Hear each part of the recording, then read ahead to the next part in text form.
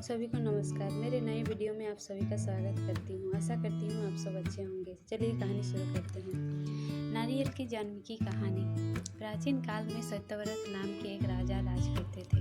वह प्रतिदिन पूजा पाठ किया करते थे। उनके पास किसी भी चीज़ की कमी नहीं थी। वह धन दौलत से लेकर हर प्रकार की सुविधा से समृद्ध थे। हालांकि इसके बावजूद भी राजा की एक अभिलाषा थी जिसे वो पूर्ण की चाह रखते थे। दरअसल राजा सत्यव्रत को किसी प्रकार से स्वर्गलोक जाने की इच्छा थी। वह अपने जीवन में कम से कम एक बार स्वर्गलोक के सौंदर्यों को देखना चाहते थे, लेकिन उन्हें इसका मार्ग नहीं पता था। इधर दूसरी तरफ ऋषि विश्वामित्र अपनी तपस्या के लिए घर से बाहर निकले। चलते चलते वह अपनी कुटिया से काफ़ी आगे चले गए थे। काफ़ी समय बीत गया लेकिन वह नहीं लौटे।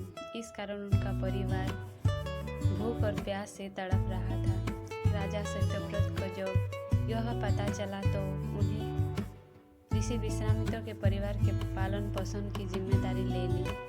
कुछ समय बाद जब मुनिवर लौटे तो वे अपने परिवार को कुशल देख काफ़ी प्रसन्न हुए। उन्होंने पूछा कि उनकी अनुपस्थिति में किसने उनकी देखभाल की। इस पर ऋषि के परिवार वालों ने बताया कि राजा ने उनके पालन पोषण की जिम्मेदारी उठाई थी। यह सुनकर ऋषि विश्वामित्र तुरंत राजमहल पहुँचे और राजा से मुलाकात की। वहाँ पहुँचकर उन्होंने सबसे पहले महाराज को धन्यवाद कहा। इस पर राजा ने ऋषि से अपनी इच्छा पूर्ण होने का आशीर्वाद मांगा। राजा की बात सुनकर ऋषि विश्वामित्र ने कहा, बोलिए महाराज, आपको क्या वरदान चाहिए। तब महाराज ने कहा, हे मुनि, मुझे एक बार स्वर्गलोक के दर्शन करने हैं। कृपा करके मुझे वहां जाने का वरदान दे। राजा की प्रार्थना सुनकर ऋषि विश्वामित्र ने एक ऐसा रास्ता बताया जो स्वर्गलोक की ओर जाता था। यह सुनकर राजा सत्यव्रत बहुत खुश हुए। वह तुरंत उस रास्ते पर चल पड़े और स्वर्गलोक पहुंच गए। यहाँ पहुंचते ही इंद्रदेव ने उन्हें नीचे धक्का दे दिया, जिसके कारण वो सीधे धरती पर जा गिरे। राजा ने सत्यव्रत ने तुरंत सारी घटना ऋषि विश्वामित्र को बताई। राजा की बात सुनकर ऋषि विश्वामित्र गुस्से से आग बबूला हो उठे। उन्होंने तुरंत सभी देवताओं से इस बारे में बात की और इस समस्या का हल निकाला। जिसके बाद राजा के लिए एक नया स्वर्गलोक बनाया गया।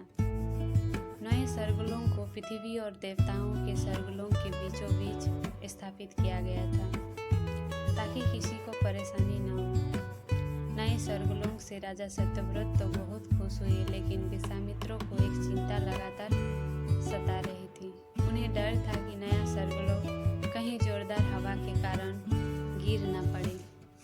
अगर ऐसा होगा तो राजा सत्यव्रत दोबारा से धरती पर जा गिरेंगे। काफ़ी सोच विचार के बाद ऋषि विश्वामित्रों को एक उपाय सूझा।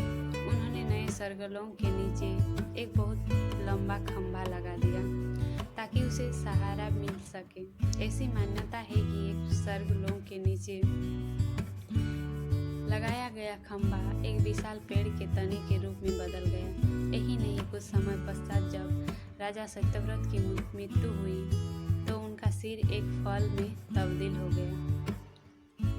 तभी से इस खंभे को नारियल का पेड़ कहा जाने लगा, जबकि राजा का सिर नारियल के रूप में जाना गया। यही कारण है कि नारियल का पेड़ इतना लंबा होता है। कहानी से सीख। इस कहानी में हमें यह सीख मिलती है कि अगर सच्चे मन से किसी की मदद करें तो हमारी हर ख्वाहिश पूरी हो सकती है। वीडियो पसंद आए तो वीडियो को लाइक करिए, कमेंट और शेयर करिए। चैनल पर जुड़े रहने के लिए चैनल को सब्सक्राइब करिए। Thank you so much. I need